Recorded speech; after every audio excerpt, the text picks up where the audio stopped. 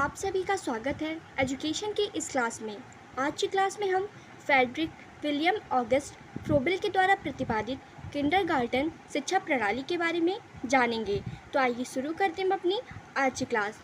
Kindergarten German भाषा का एक शब्द है जो किंडर और गार्टन दो शब्दों से मिलकर बना है। किंडर का अर्थ है बालक और गार्टन का अर्थ है उद्यान।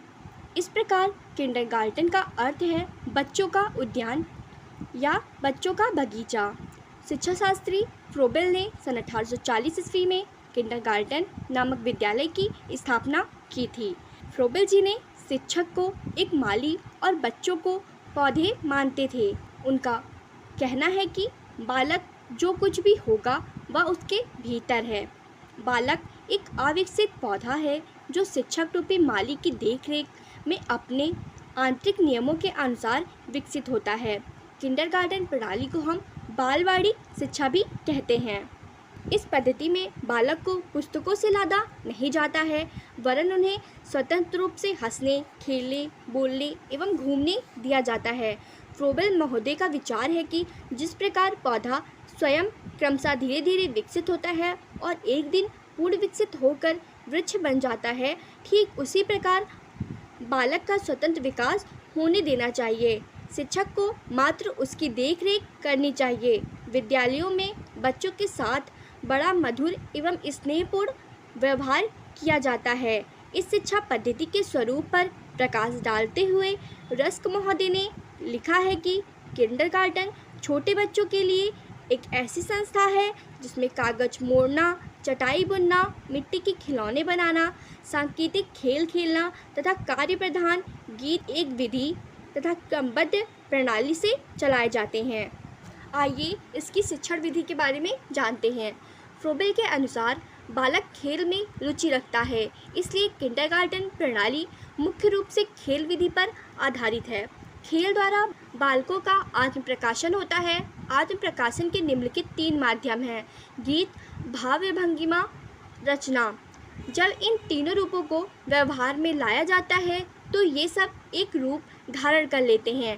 जैसे जब बालक को कविता सिखाई जाती है तो वह उसे एक लय के साथ गाते हैं जिसमें गति भी होती है और अभिनय द्वारा उसे स्पष्ट भी किया जाता है। अथवा वह वर्णित चीज़ों को कागज, मिट्टी या अन्य वस्तुओं से बना सकता है।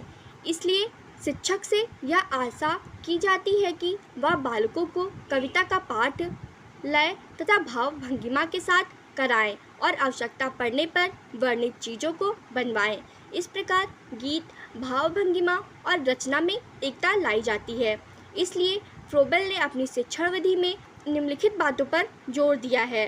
पहला है आत्मक्रिया। इस प्रणाली में क्रिया द्वारा सीखने पर जोर दिया जाता है।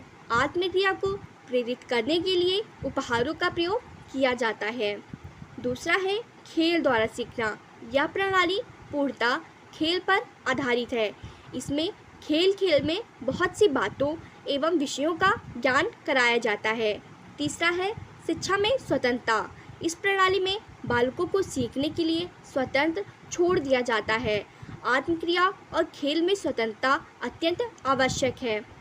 सामूहिक क्रिया। इस प्रणाली में सामूहिक क्रिया पर अधिक जोर दिया जाता है जिससे बालकों में दया, सहयोग और सामाजिकता की भावना जागृत होती है। पांचवा है वस्तुओं द्वारा सीखना। फ्रोबेल ने वस्तुओं द्वारा सीखने की विधि पर अधिक बल दिया है। वस्तुओं का प्रत्यक्ष निरीक्षण करके बालक सरलतापूर्वक सीख लेता है। इसके लिए फ्रोबेल ने उपहारों की रचना की है। तो ये थी किंडरगार्टन एवं बालवाड़ी शिक्षा का अर्थ तथा उनकी शिक्षण विधि। तो आज की क्लास हम यहीं पे समाप्त करते हैं। धन्यवाद।